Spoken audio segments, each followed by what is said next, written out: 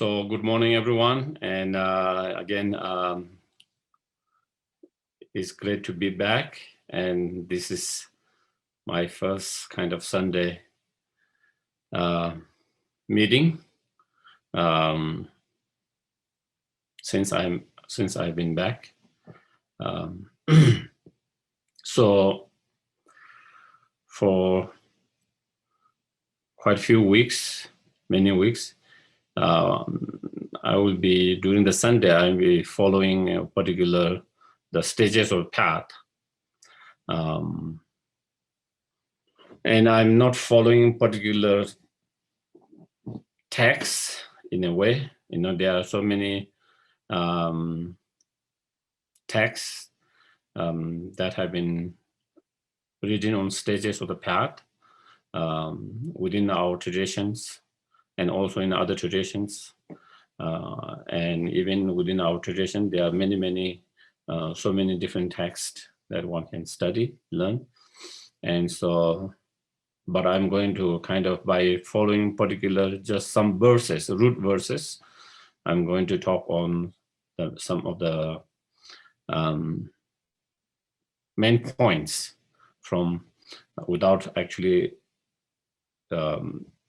points from different, maybe sometime wherever I find helpful, beneficial, maybe I might rely on any of other commentaries, whatever, but I wouldn't be particularly just kind of following one particular commentary or reading one text itself. But so in that way, I think maybe it becomes a little bit more simplified in a way. Or at least that is the hope. Sometimes you try to simplify it and sometimes it becomes more complicated. So, but at least that is the hope for the Sundays. Okay. So yeah. So maybe again, all the time, I would like to start with a good intention, motivation for being here. So we'll start with that. So just try to quiet your mind by watching the breath for a few seconds.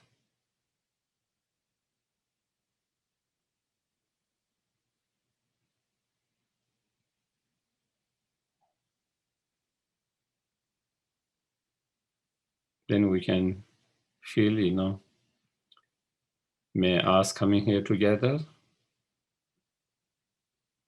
become cause and conditions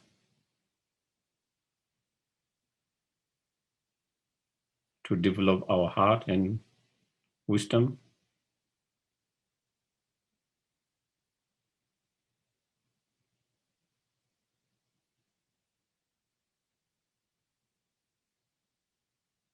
May it become cause and condition to actualize enlightenment.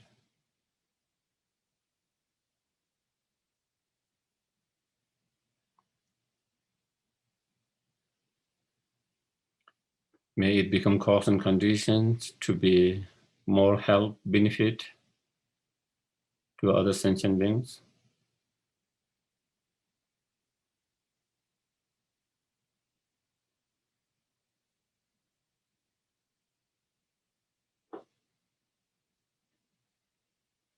May it be cause and condition to actualize our own potentials, inner potentials.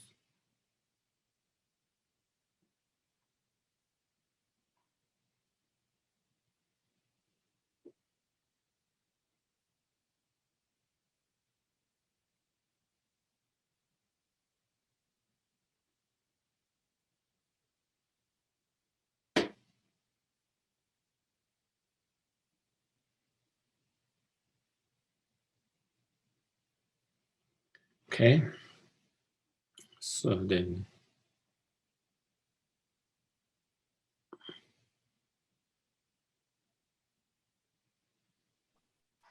Geshe-la, we'd like to offer a mandala offering to you. Rowena will recite for us. Thank you, Rowena.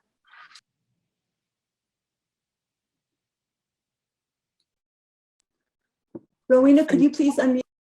I did, thank you.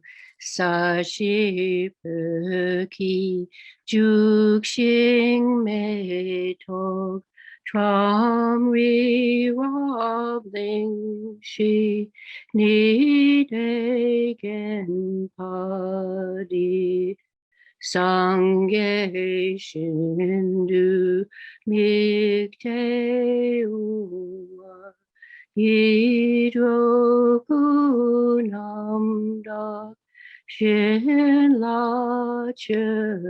Parsho Idam Guru Ratna Mandala Kam Niryata Yami.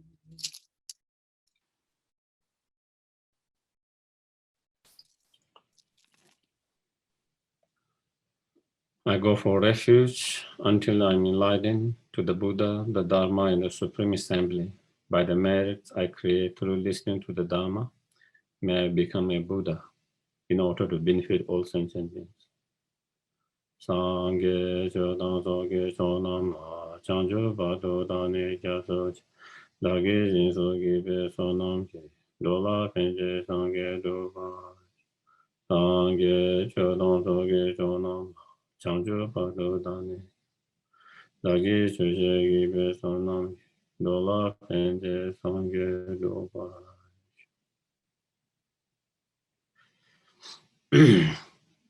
And also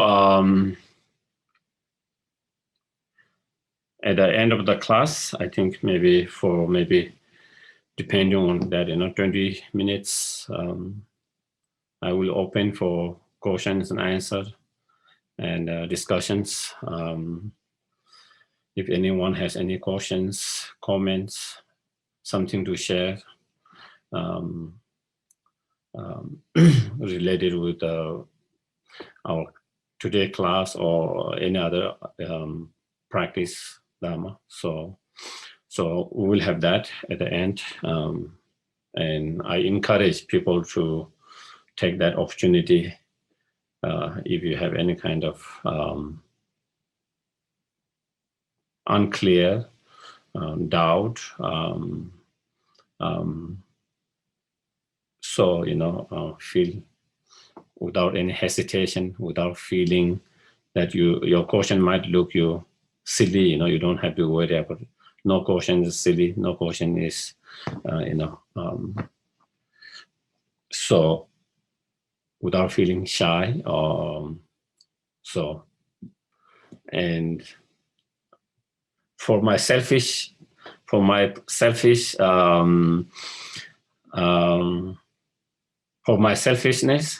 I enjoy that part, question and answering that part more, because sometimes I can explain and talk, but sometimes you never know whether people got it or not, whether they got it correctly or not, whether it is connected with them or not, what is connecting, what's not connecting, so it's hard to know because I don't have clairvoyance, unfortunately.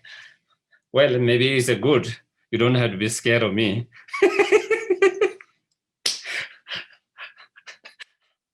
I have clairvoyance and read your mind. Maybe you might be very scared. So not having that is, you can relax. So because of that, so I can't read. So therefore,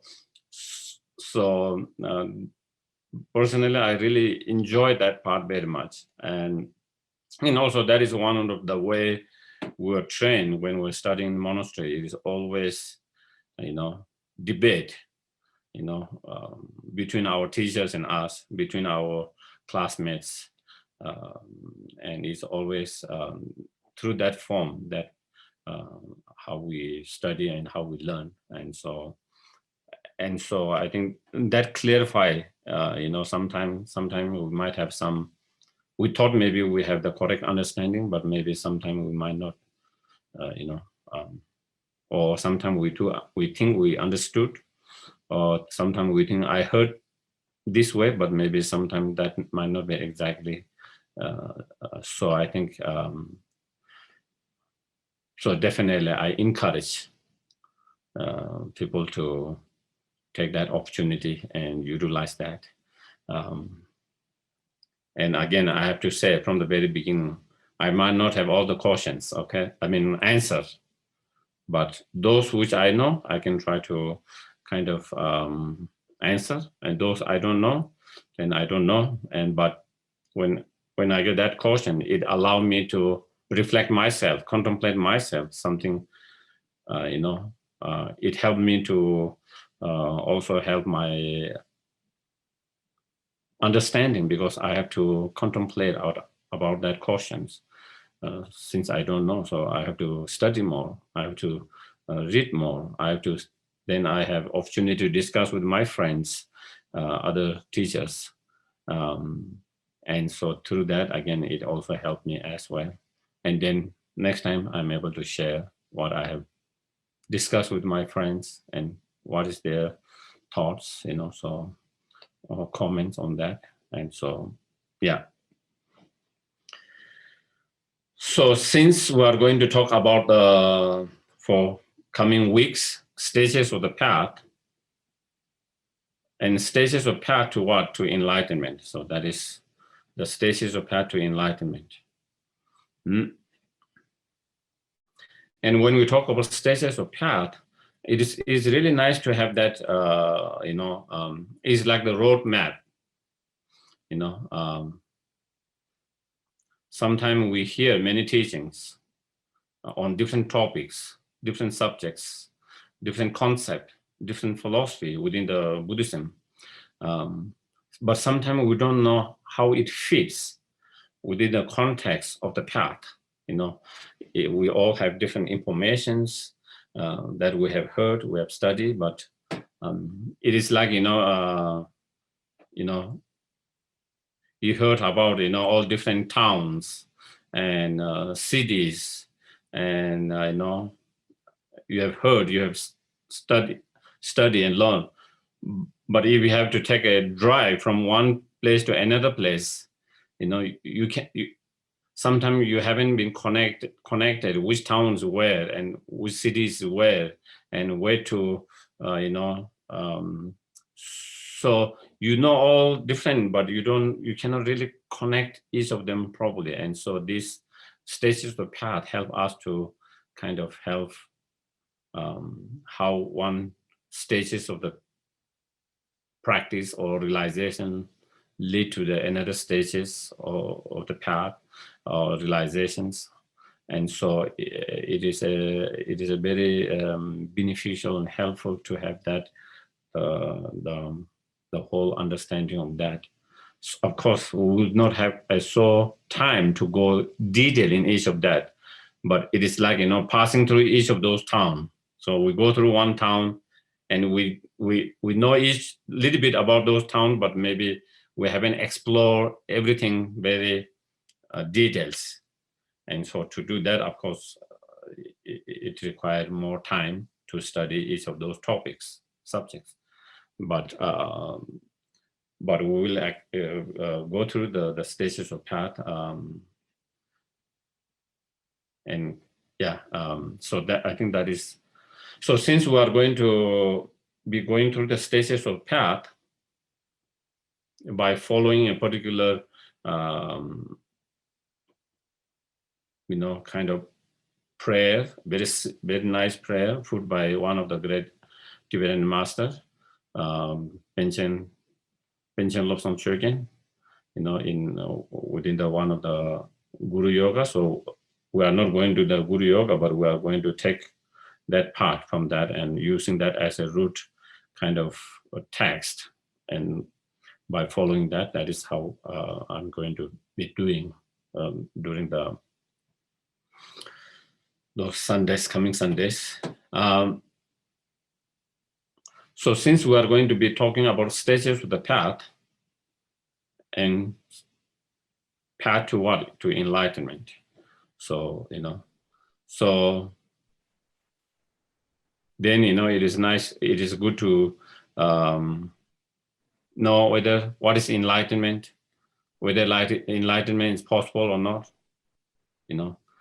because for a lot of us, for a lot of people, enlightenment is very, very kind of vague,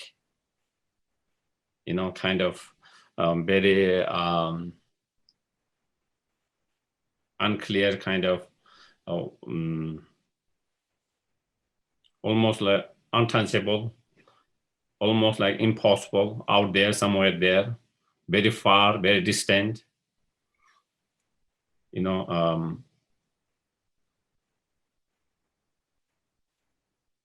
and so when we talk about enlightenment, we tend to, I'm not sure whether I'm for that. That is not for me, Sometimes we have that feelings because it looks so far away, and the word I'm trying to remember, which is escaping my mind.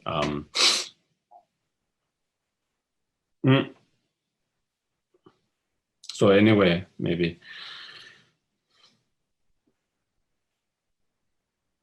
almost like, there's not real and, something kind of vague, So anyway, so if we have better understanding what enlightenment is, if we have better understanding that enlightenment is possible, maybe we will be more inspired. Maybe we will be more inspired. Maybe then we might have the intention to work for enlightenment instead of working the Dharma just for a temporary kind of peaceful mind, calm mind, That's how sometimes we feel, we do the practice in order to kind of, to have quiet mind, peaceful mind. That is good. There's nothing wrong with that. It's great, but it is still very kind of limited, your practice become very limited and narrow, and which can be much more profound and more depth. And when we are being kind of inspired by the enlightenment, and when we have the intention to achieve that enlightenment,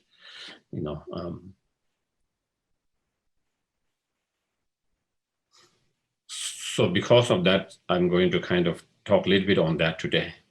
Okay. When presenting the stage of path, there are different ways of presenting it,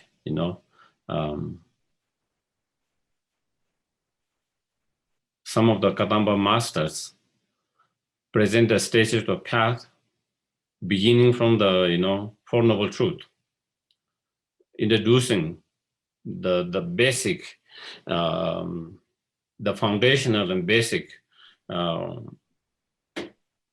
practice and understanding of the Buddhism. So they start from that, starting from the presentation of the Four Noble Truth.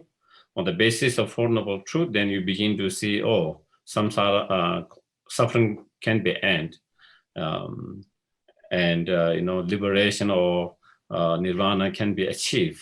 So when you have that, and when you have the wish to really pursue in the path, you want to really, once you have been presented the path and the path, and then you want to achieve that path, then how to achieve that path, and that then the stages of path, then the sequence that is present in stages of path, that comes that. And some of the Kadamba masters, present the stage of path by presenting the what we call, Buddha nature. Again, similar, because once we, through that understanding, when we have some understanding,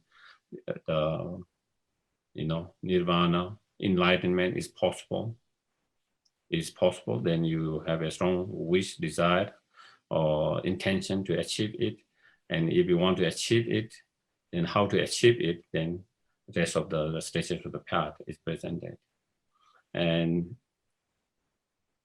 His Holiness Dalai Lama also always advise, when he teach, Lamrim or the stage of a path, he always encourage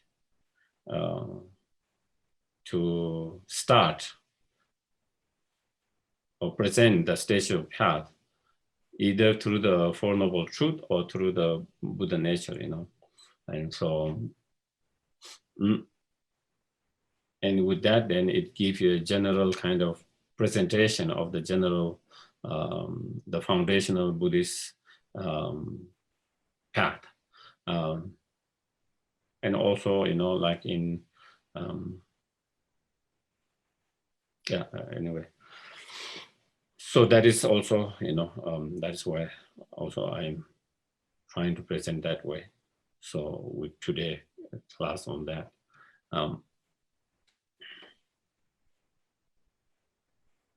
When we talk about enlightenment, we are talking about a state of mind, that is free from all the delusions, from all the obscurations, When our mind is free from all the delusions, as well as the subtle obscuration, that is the imprint of the delusion that is left within our mind. When we have cleared all that obscurations, then your mind is enlightened and you are enlightened, And in order to clear all this delusion and all these obscurations, of course, we need to cultivate and develop highest level of wisdom and the compassion about the mind. So enlightenment is one, when you're free from all the obscurations, your mind is free from all the obscuration, that is enlightenment. And another way, when you have developed all the positive qualities, internal positive qualities, mental qualities, all the positive highest level of qualities, that is enlightenment. When you have actualized your highest potential, when we have actualized our highest potential, when you have actualized your highest potential, then your mind is enlightened mind, you become enlightened.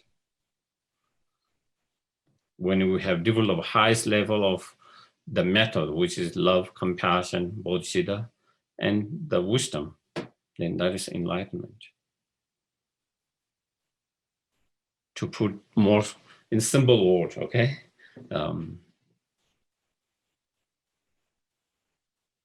That sounds great, enlightenment, free from all the delusion, all the obscurations, actualizing all the positive qualities, highest level love, compassion, wisdom. That sounds great. But is that possible, There is a big question mark, It's a big question mark. Is that possible? It sounds great, but is this possible? And a lot of us feel, sometimes it is possible, sometimes it's not possible. Sometimes it seems too far away, it's not for me, And so therefore, there's not a very strong kind of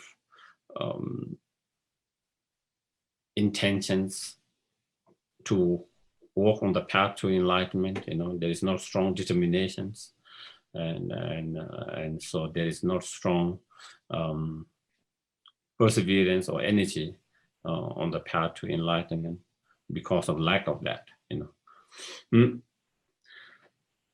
So from Buddhist point of view, the Buddha said that we all can achieve that enlightenment. We all can achieve that enlightenment. We can all achieve that enlightenment.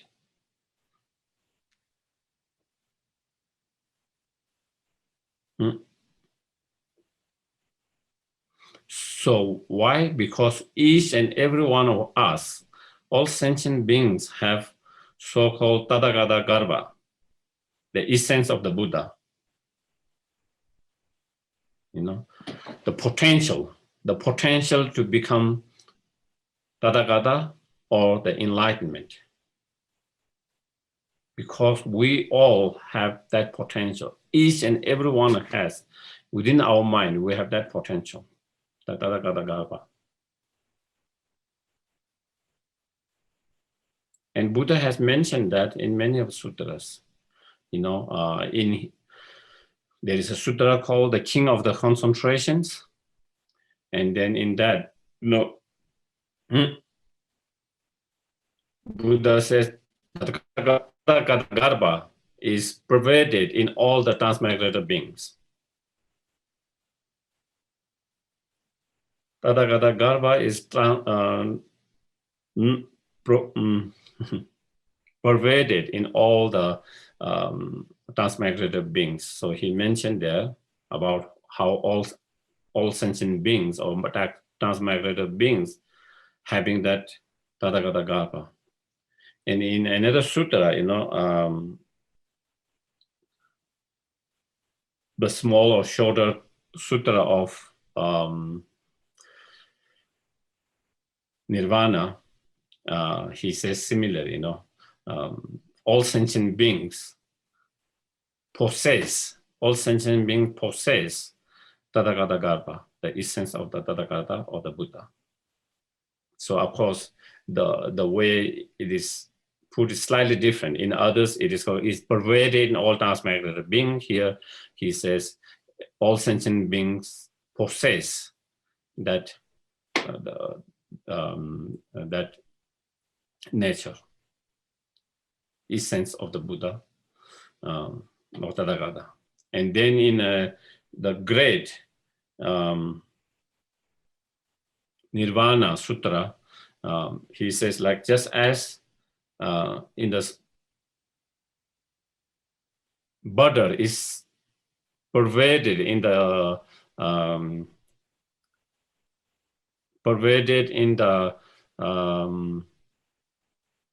milk, just as the butter is pervaded in the milk, in the same way, Tathagata Garbha is pervaded in each and every sentient beings. So you see in different sutras, many different sutras, Buddha mentioning about that all sentient beings possessing that the potential or the essence of the enlightenment within each and every one. And because of that, then each and every sentient being has the potential to achieve fully enlightenment. Then the Maitreya kind of clarify or expand it a little bit, on that. Why, from the point of view of reasoning, and he give three kind of reasonings to that. One,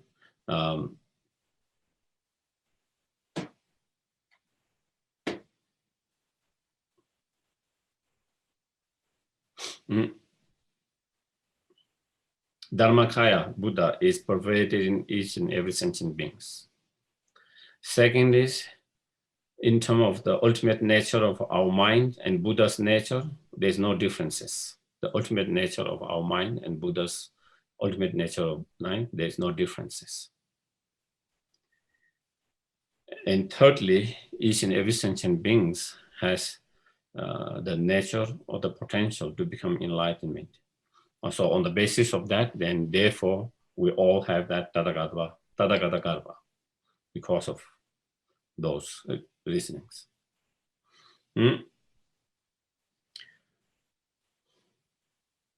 So maybe I want to kind of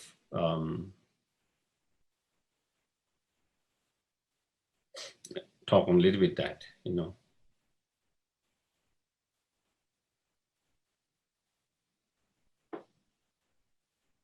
Our mind, even though at the moment is kind of polluted and diluted or obscure by, our mind is kind of obscured by the delusions, obscurations. That is clear, isn't it? I don't know, it seems clear to me with my mind.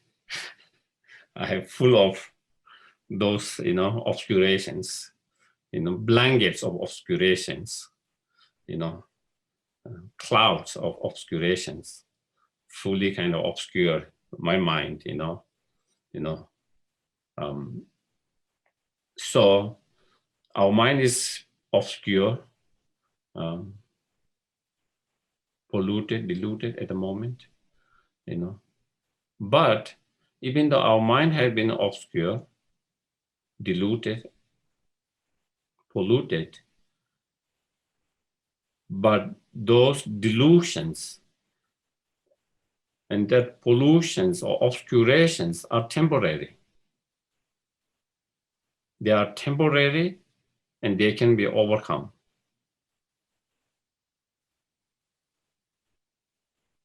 Just like a sun, the sun might be obscured by the clouds, but that cloud is temporary. That obscuration is temporary. Because it's temporary, the sun can be clear of that cloud after some time. When certain cause and condition comes, the wind blows or certain other cause and condition comes, then you can see the sun without any obscurations. Same way, our mind, which is like the sun that has been obscured now by temporary clouds of attachments, anger, ignorance, and so forth. But they are temporary. When certain cause and condition come, they can be clear.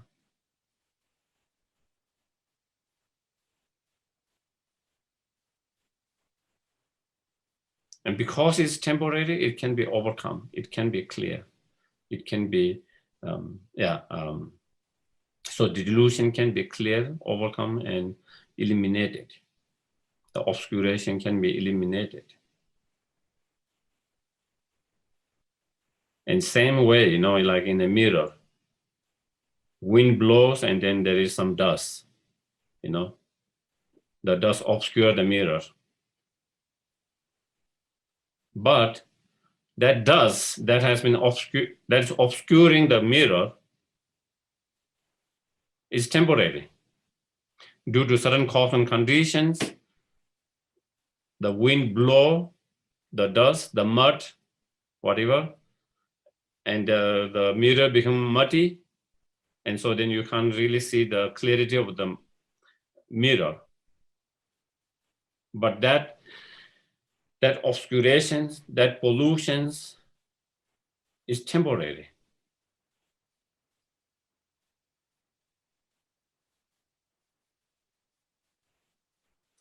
And that pollutions, whether it's the cloud, whether it's the dust on the mirror,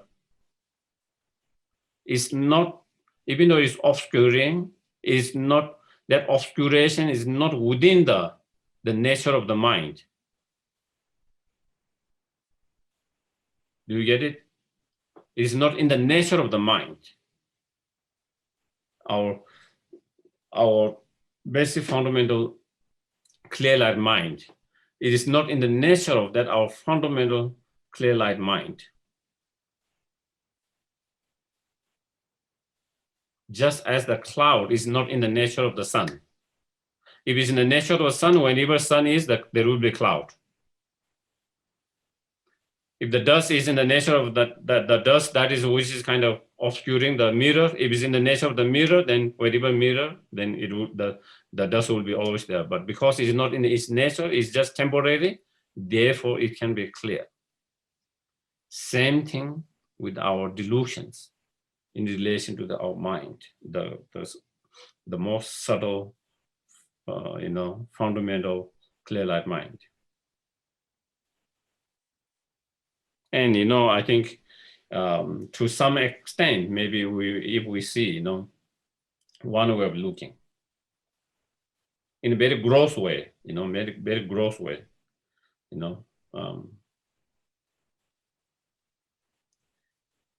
we have anger, delusions such as obscuration, delusions such as anger. We have strong attachments. We have ignorance. We have, sense of, impatience, kind of greediness, whatever, those different negative emotions. If it's in the nature of the mind, whenever there is mind, we will always have those obscuration, delusion always be there. But our mind is with us 24 hours, but anger is not with 24 hours. Do we? if the anger is in the nature of our mind, whenever the mind is there, the anger will be there, it's part of it. Because it is in nature. Just like, for example, the nature of fire is burn or the heat. As long as there's fire, there is going to be heat. You cannot separate because it is in the nature of that.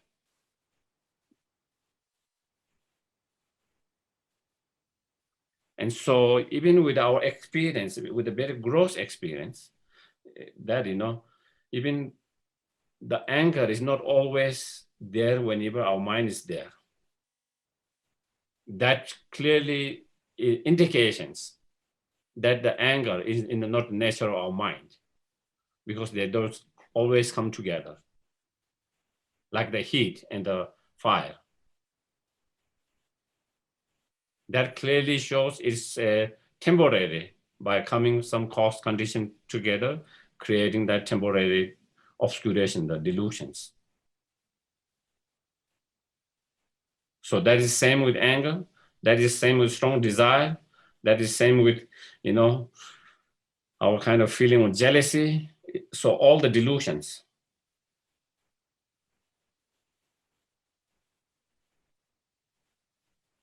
It's good to know that, isn't it?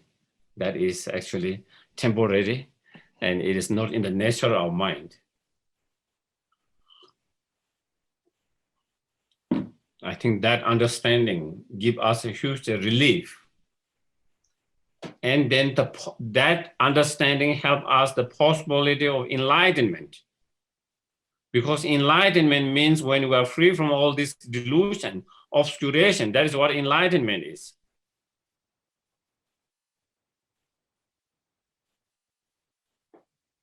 Okay? You don't have to go into space for enlightenment.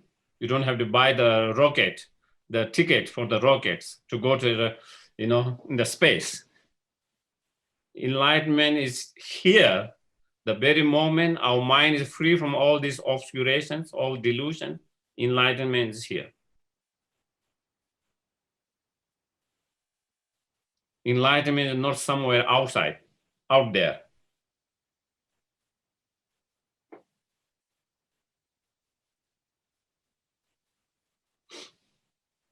So,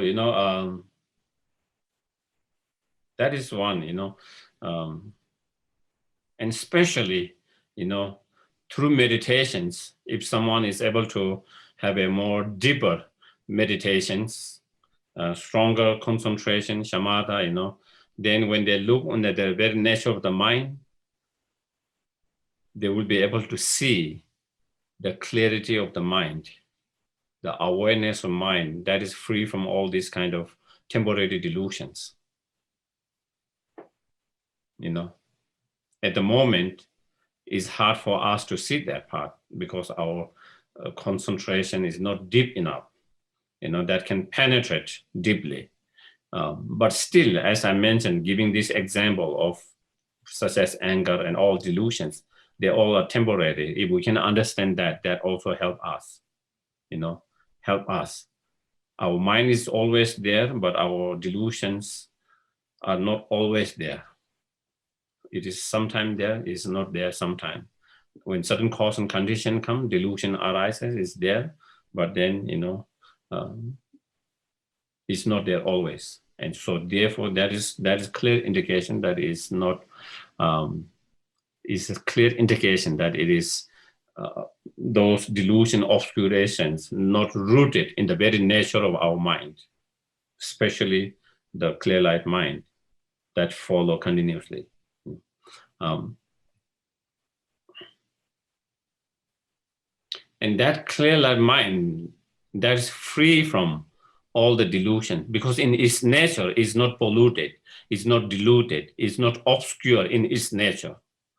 That mind that is free from all the delusions in its nature, free from the delusions, obscurations, pollutions, and the Buddha's enlightened mind, there's no difference.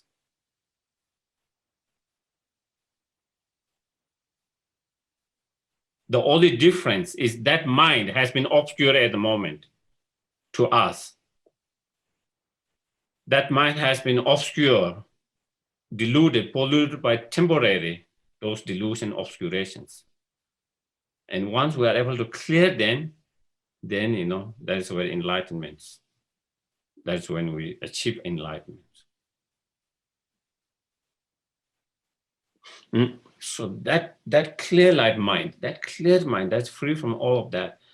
And the Buddha's clear light mind is, no differences.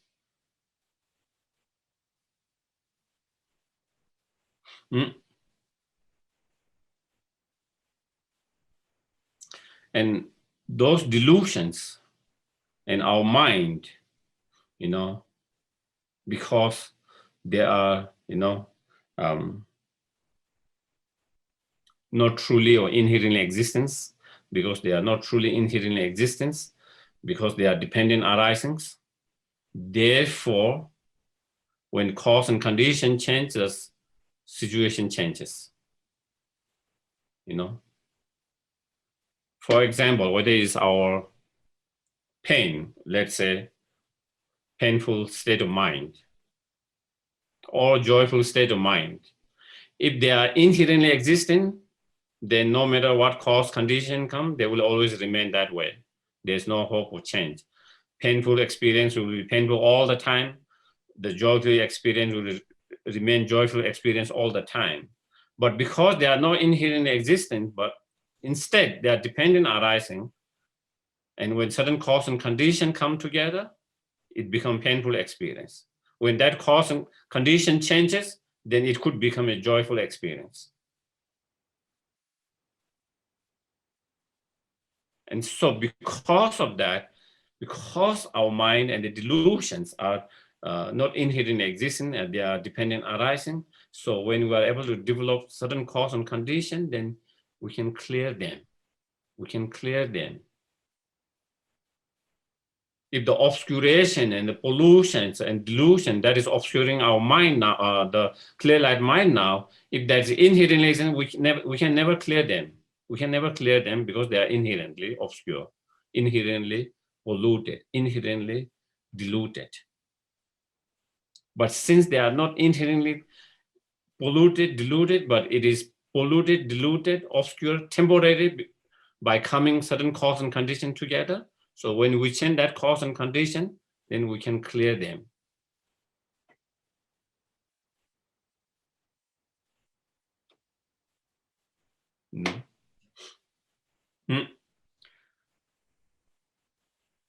And so because of that, again, that is why the delusions can be clear. The obscuration can be clear, purified,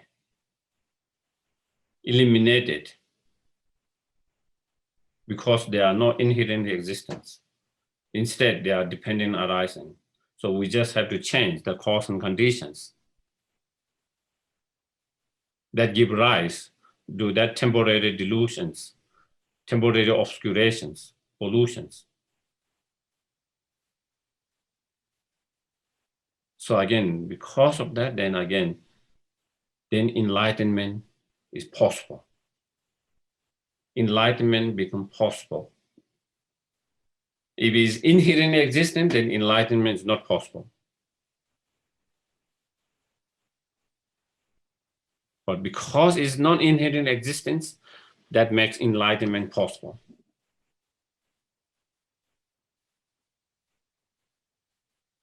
So when we understand the ultimate nature of the things, our mind and other objects, the emptiness, then it helps us to see the possibility of enlightenment, that the enlightenment is possible.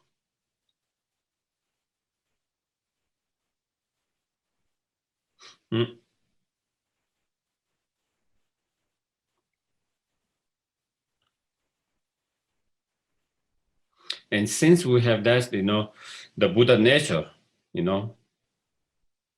then, as we practice on the path, and as we progress on the path, then we started to clear more and more blankets of those delusions and obscurations. And as we progress further and further, then eventually we will be able to clear all the obscurations. All the obscurations. And then that is when one achieves one's highest potential, enlightenment, Buddhahood, whatever you call it, omniscient, fully enlightened, whatever you call it, whatever different terms you use it, it just means same.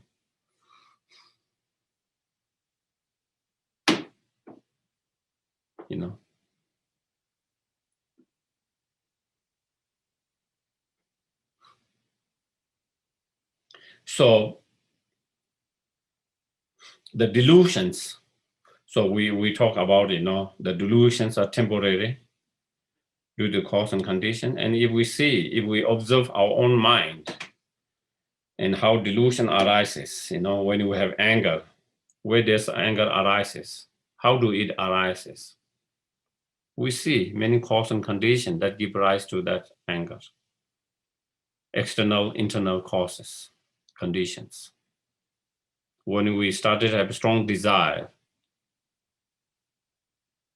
if we observe, oh, I didn't have that desire strong, if I didn't have that strong desire before, that was bothering me. Now I'm having this very strong desire that's bothering my mind. Where did it come from? How did it arise? If you observe, there are many external, internal cause and conditions, that give rise to that. So same with all the delusion obscurations. Internal cause and conditions, which is main cause and conditions, then it arises from the fundamental ignorance. The object that we are very attached to, or therefore we have that strong desire of that object, or the object that we have strong aversions, therefore we have kind of dislike and anger towards that objects. Whatever that objects, there is appearance of that object truly from its objective side to our mind. Whether it's a good object or whether it's a bad object, how it appears to us from there, objectively, truly, inherently. And not only that, then not only there's appearance, our mind just follow that appearance and believe that is the truth, that is the fact, that is the reality. On the basis of believing that truth, then either is attachment or anger arises. It's like, in our world, we have so many different emotions that arises due to disinformations. Do you get it? Due to disinformation, we get a lot of mental state, emotions, sometimes angry, so upset, sometimes maybe attachments arises, all different emotions, sometimes, frustrations, whatever not, And because we don't know misinformations, that disinformation or information or misinformation as a misinformation, we believe that is the truth information. Do you get it? On the basis of believing that is the true information, so on the basis of that, then you have all this emotion that arises on the basis of that. Once you understand that the information that you believed was not true, all the emotion that it arises on the basis of that is no more there. Do you get it? Yeah? All the, all different kind of emotions, that upset us, that disturb our mind. comes on the basis of that misinformation, believing that is true information. All this information, feelings, negative feeling, emotions will stop the moment we realize, oh my God, all this information is not true. It's not true. It's false. Same thing. Once we have the wisdom realizing the true nature of our mind, then the misinformation that is provided by the ignorance will be exposed, and then we realize that is false. All the information that is provided by that ignorance is totally false, unreal, not true. Once we realize that, then all the other negative emotion that arises on the basis of believing that is the true will, diminish. That will diminish. And from that point of view, again, also we know that therefore delusions, all the obscurations and delusions can be overcome, can be eliminated, because they all are based on disinformation, on misinformation provided by that ignorance, that fundamental ignorance. Is based in that fundamental ignorance, which is not rooted in reality, truth, but which is rooted in a false.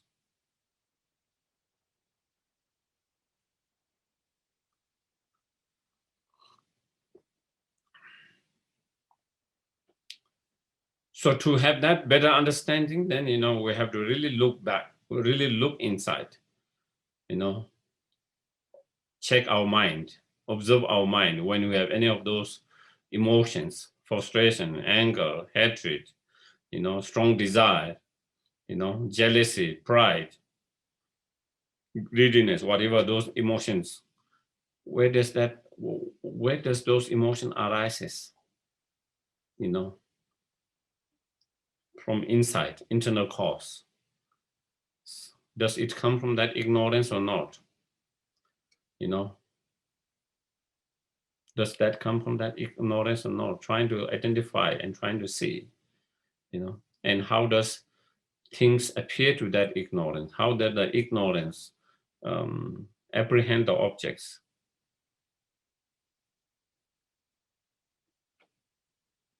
And then, analyzing, does the object exist the way it appears to that ignorance? Does the object exist as the way ignorance apprehend it or not? Analyzing that, investigating that. And through that kind of investigation, analyzing, once you are able to find, even the object appears in that certain way to that ignorance, but that is how, in reality, that is not how the object exists. Once you understand that, through that kind of observations, investigation, analysis, then you realize that ignorance is false, not truth.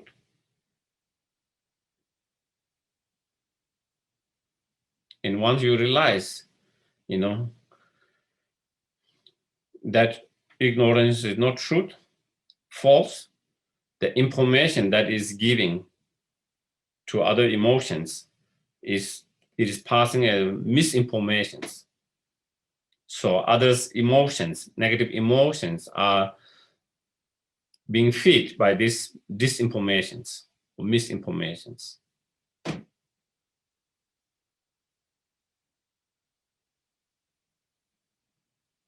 And once you realize that, then you see, how stupid we are, to kind of go through all these emotions, to some objects, so much anger, to some objects, so much kind of desire, attachment, and so forth. And then getting ourselves caught in all this pain and suffering. And not only ourselves getting in pain and suffering, we are also leading others in the pain and suffering because of those emotions. And to see uselessness and stupidness of that all, because they all are based on these misinformations, false.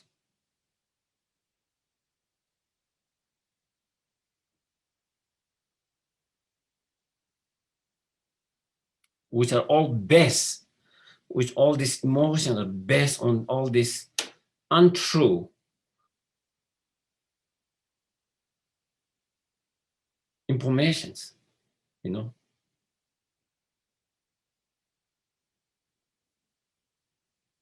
Then we begin to see, uselessness, meaningless, and of following such misinformation and then kind of steering ourselves with all these minds and steering others' mind and bringing so much pain to oneself and others. And also, as I mentioned before, we begin to see,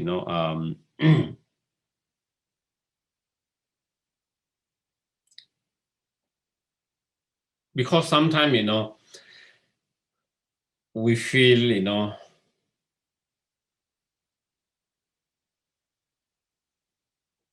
there are so much delusions, when we look in our mind, there are so many delusions, so much delusions. It feels like overwhelmed, It's like endless. It might take years just to deal with anger, or maybe even lifetime. Then, it might take many years or even lifetime just to deal with jealousy. It seems like it might take times, years and even lifetime dealing with just a attachment, greediness, with each of those delusions, because they are so pervasive and so strong. And all the time, sometimes we feel like, maybe I can reduce and overcome one of delusion, maybe, but maybe not all the delusions, there's too much, And then we think maybe the enlightenment is not possible, Maybe I will just deal with one delusions and I will be okay, Let's forget about the enlightenment.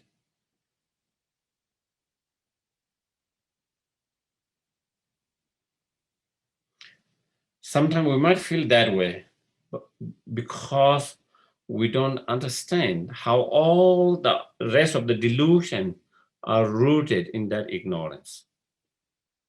One ignorance, that fundamental ignorance. If we can see that, if we understand and we can see that, then we know you just have to destroy that fundamental ignorance. That is the root of all the delusions. And by overcoming that, you have destroyed all the delusions. So then you see you have to fight with one delusion. If we can overcome that one delusion, that fundamental ignorance, when we say one delusion, we can, by dealing with that, we feel, I think maybe I can do that, isn't it? I can manage that. I can work with that. When you say so many delusions, 20 secondary delusions, 6 root delusions, all of that, it feel like too much, overwhelming. But when we understand, even though there is so many delusions, but at the end, they all are rooted in that fundamental ignorance. And if we can overcome that fundamental ignorance, that is the key. Then all the delusion can be overcome. And if all the delusion can overcome, then definitely enlightenment becomes possible. Enlightenment is possible. So it is a good exercise and practice to really trying to, whenever we have any delusions, trying to see, whether it's rooted in that ignorance or not, seeing how that delusion arises, because that from the basis of that from the root or basis of that fundamental ignorance, if we can see that, understand that, then I think it gives us much more hope of possibility of overcoming the delusions and possibility of the possible of enlightenment.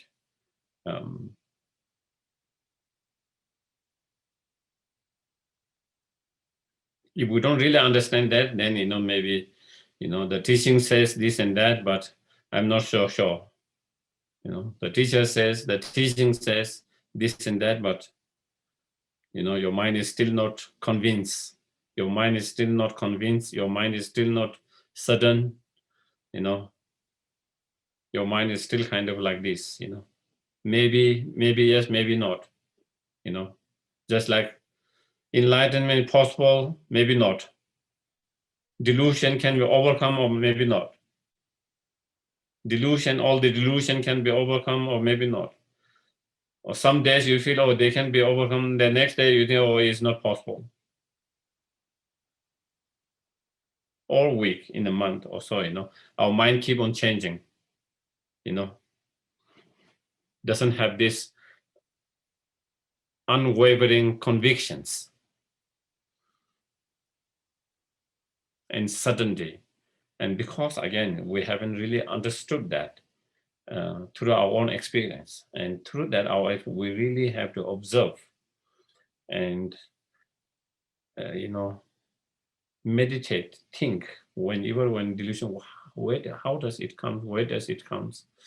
How the delusions, apprehend the objects, and where did that delusion arises from? Does it arise from the ignorance, that fundamental ignorance? How does the object appear to that fundamental object ignorance? How does that fundamental ignorance apprehend the objects, and so forth? And whether the objects exist in reality the way it appeared to your fundamental ignorance, or does it exist differently? So those are crucial, one of the crucial, you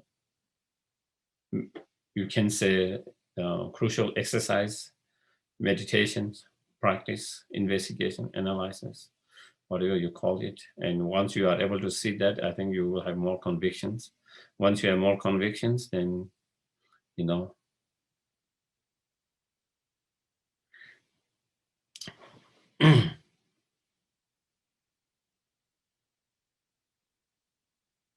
then you started to have really some taste of the Dharma and the teachings and those practice, and that will be very, very kind of very, strong, unwavering. Once we have that, it doesn't matter what the other Dharma practitioner does. It doesn't matter what other teacher does, because you have conviction in Dharma, unshakable convictions. Maybe other teachers might be off the path and doing all the things. Other Sangha members might be off the path, but that will not disturb you or shake your faith to the teachings, because you have tasted. When you have not tasted, someone says, oh, it's so sour, then you think, oh, it's sour. Someone says, oh, it's so sweet, you think, oh, maybe it's sweet. So we might be easily kind of, influenced by people around us, our Sangha members and teachers, so-called teachers and all. And when some teachers become kind of, what you call unethical, then it shakes our faith. Do you get it? our faith is shaken away because of unethical behavior of some of the teachers or some of the Sangha members. But once you have that taste, then you can differentiate what really Dharma is, and that individual, whether it's a teacher or a Sangha member, they are off the path, and it's their problem. But the Dharma itself, the teaching itself, the practice itself, there's no fault in that. And when you don't have that, then a lot of time people faith is shaken away by other people's actions. So I think it is so crucial to,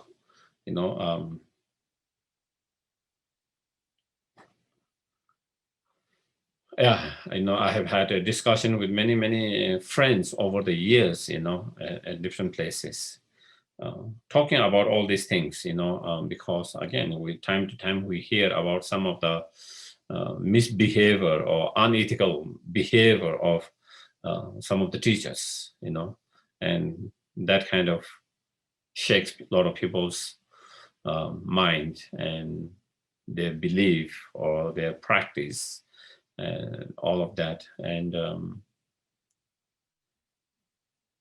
in those many of those conversations,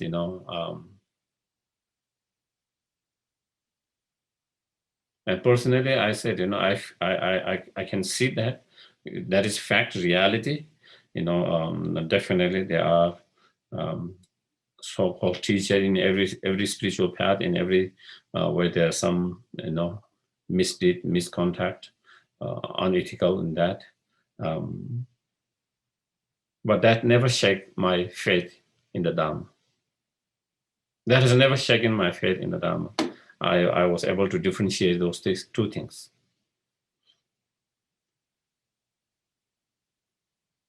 I never doubted about the practice, about the path. And because, even though I don't have any realization, but I can say I have some, as I said, a glimpse or taste of the Dharma.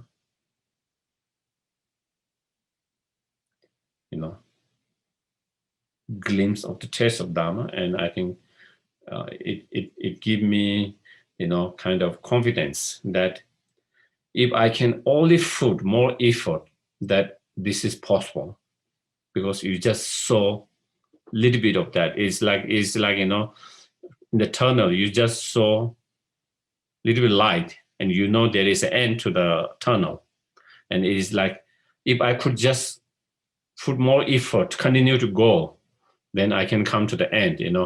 That I just have to. Maybe you are feeling very tired in the tunnels. Maybe you are just almost feeling like hopeless, giving up. But you see a little bit of that light, and you see, oh, there is an end to this. There is an end to this tunnel. So therefore, it gives you more energy, and to continue to, even though it's sometimes maybe a little bit difficult, sometimes not easy, but it gives you energy, and that to continue to, and that if I can push myself, if I can drive myself, I can come to the end. And I think that is where, that kind of glimpse or the taste of that can give us. So I think maybe I will kind of stop here. I think I talk too much. So your brain need a little bit relax. Your brain need to relax to digest, and to sink in, to reflect on, contemplate, think about it. So I would like to, open for any questions, any comments, any, anything to share.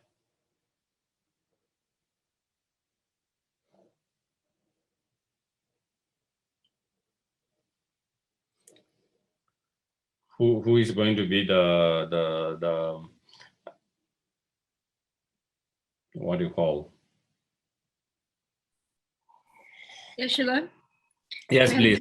Hi. Hi. I have a question for you. Yes, please. What? So I just want to be clear that I'm understanding what you're saying. And is the fundamental ignorance that you're talking about the inability to see things as they are, the wisdom realizing emptiness? Is that what you are referring to as fundamental ignorance? Yeah, the fundamental ignorance is the ignorance that not only is unable to perceive the reality, but which actually misperceive the reality. So, even though things are not inherent in existence, but fundamental ignorance apprehend or grabs things to the object to exist inherently. So it is not only not understanding, but is misunderstanding. Is even much more worse. Not understanding itself is ignorant, but misperceiving it is even more stronger ignorance. And that is what fundamental ignorance does, to grasp and to apprehend the object to be inherent in existence when it is not. Yeah. Thank you, Geshe-la. Okay. Geshe-la, Aaron has a question. Aaron's question is, could Geshe-la please talk about some ways to remove the obscurations to our Buddha potential? Talk about some way to remove obscuration to our Buddha's potential.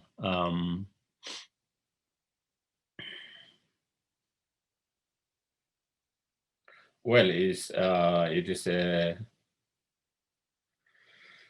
clearing of obstacles, clearing those delusions, obscurations. And to do that, we need to cultivate the antidotes, the realizations, such as loving kindness, compassion, bodhicitta mind, wisdom realizing emptiness, impermanent, and so forth, the nature of suffering, and so forth, many other wisdoms, actualizing those wisdom. And through those wisdom, we are able to reduce and clear more and more ignorance, more and more delusions. And as there is less and less delusions, less and less obscurations, our Buddha potential manifest more clear and more clear. It's like the sun that is obscured by that, and then as you clear the clouds, then you begin to see the sun more brighter, and more of that, and so that is. But of course, in order to develop those realizations, the antidotes towards those delusion obscurations, then meditations is the key. And in order to support the meditations, in order to have the successful meditations, then we need the support of other practices, such as accumulating the virtues of merit, such as purifying the negative karmas, obscurations, such as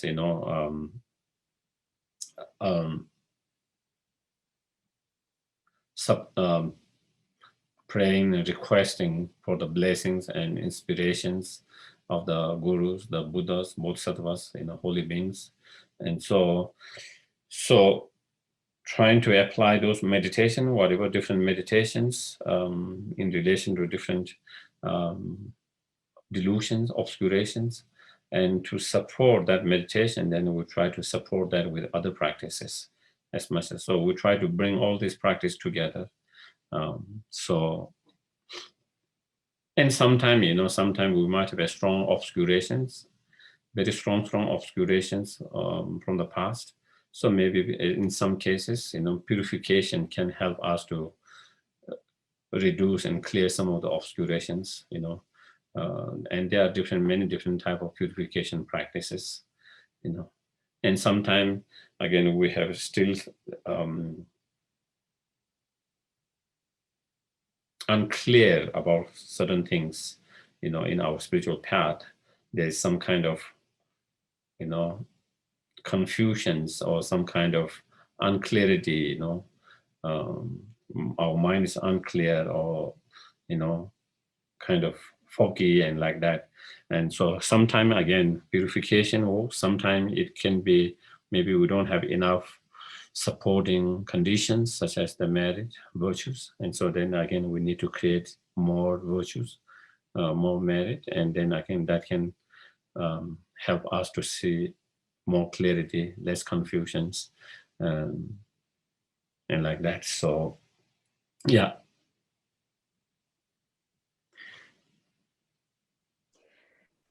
Any other? Geshe-la, I believe Tony's next. Okay. Could you please talk about some way to remove obscuration? Okay.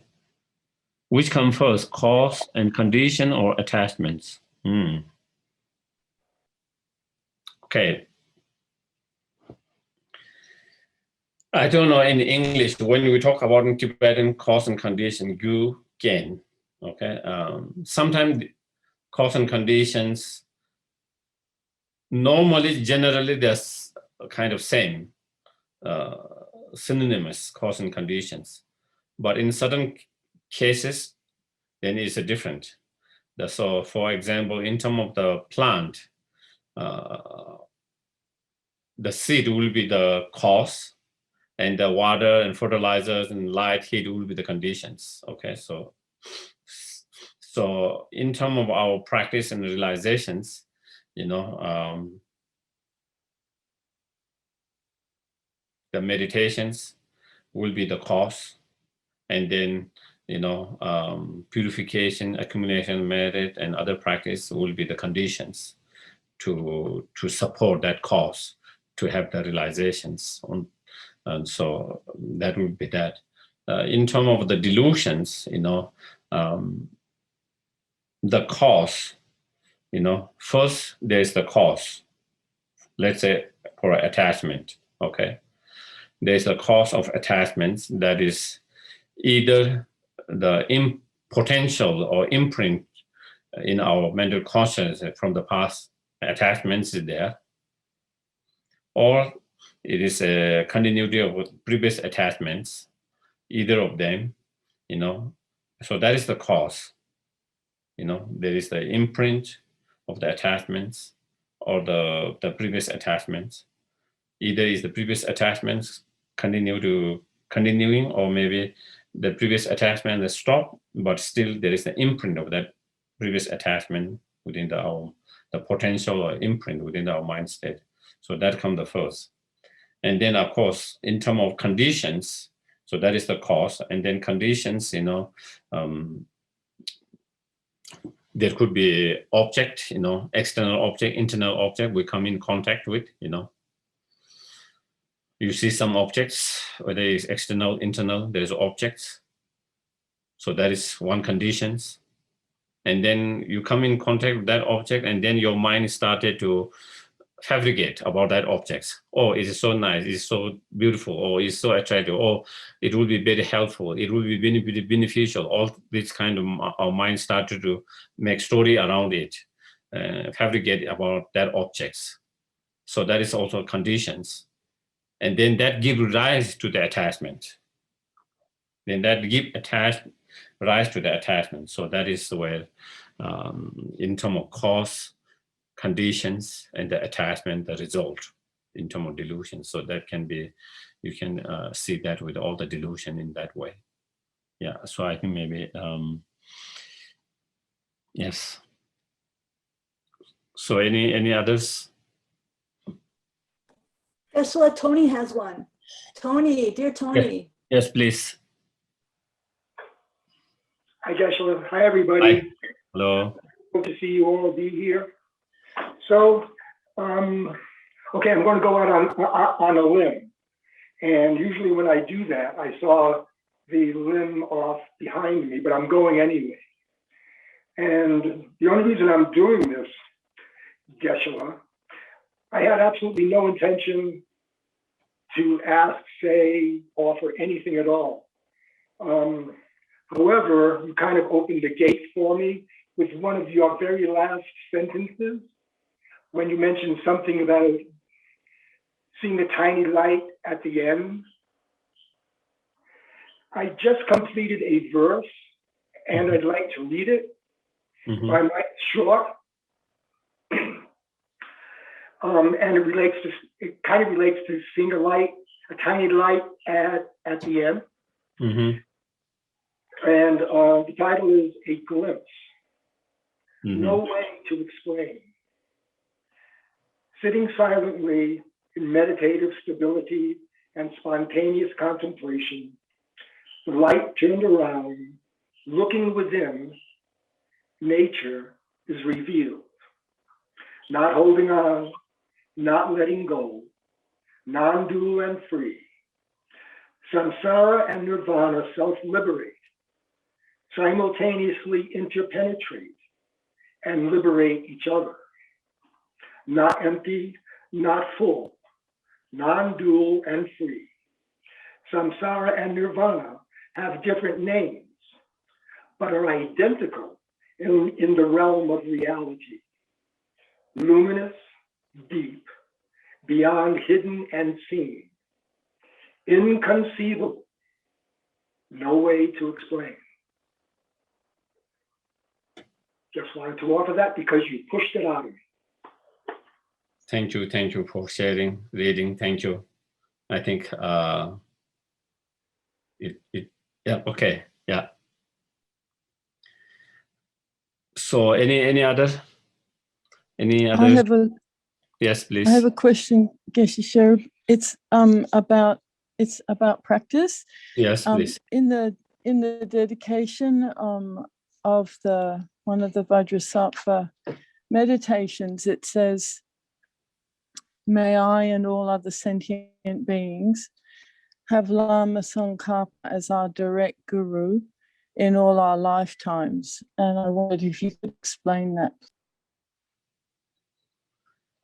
Yeah, I think every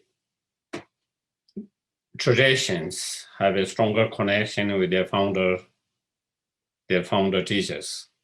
So in other traditions, they might make different prayers, but in our traditions, because Lama Tsongkhapa is the founder of our traditions, so we have more stronger connection with that, in that lineage, because we follow that lineage. And so therefore we make the request to be able to meet Lama Tsongkhapa himself as a teacher throughout all our life until we achieve enlightenment, or whether in him or a teacher similar like Lama Tsongkhapa himself, qualified and teacher who possess all the qualities of Lama Tsongkhapa, so that we can be continue to guide it and lead correctly and unmistakably on the path. So yeah. So yeah, I think maybe I can. Yeah, that's all. Don't make too complicating. I was going to say something, but I thought maybe it might make more complication. Then you require more explanation, then you require more explanations, Then, yeah. Okay, yes. Thank you. It's my pleasure. Yeah. So if we have questions, I can, otherwise we can do the dedications. I do have one more question, if yes, please. there's time. You mentioned in some classes ago in being your own therapist about prostrations. Mm-hmm. And so I thought that would be something good to try. Mm-hmm. So I've just added prostrations onto existing practice, is that suitable, or do I need to do it in some special way if I'm wanting to make 100,000, for example? No, you can add, how you can do as much, how much ever you want to do, and just see that it is, you know, sometimes even we don't feel connected with any practice at the very beginning. Sometimes it is good to try and do and see, you know, sometimes something you feel very connected, when you start doing it, you might not feel so connected. And sometimes certain practice, you might not feel very connected at the very beginning, but actually you start doing it, you start to feel more connected and helpful and beneficial. So, and so I think sometimes it's good to try and see, you know, what is helpful, beneficial to you and not, you know, and so I think it's good to try and see and do that. Yeah. Okay, thank you. Thank you. So we can do the dedications. Yeah. Geshe-la, would you like us to recite Shanti Deva's prayer or just the general dedication? Shanti Devas, you can.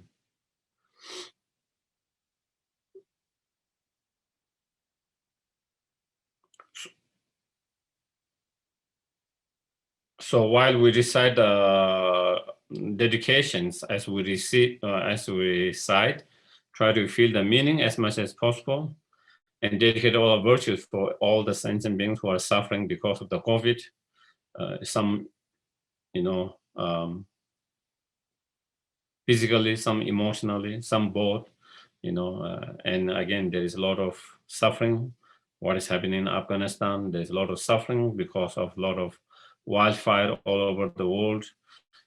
There's a lot of suffering because there is a lot of floods, landslides, or hurricanes all over the world. There is so much suffering. Sometimes it might be a little bit overwhelming, but anyway, we try to keep all of them in our prayer and dedication. So not only now, every day when you do dedication, each day you try to keep all of them in your prayers and dedication. Everyone needs prayer and dedication and support that. That's one we can do spiritually. May all beings everywhere plagued by the suffering of body and mind obtain an ocean of happiness and joy by virtues of my merit.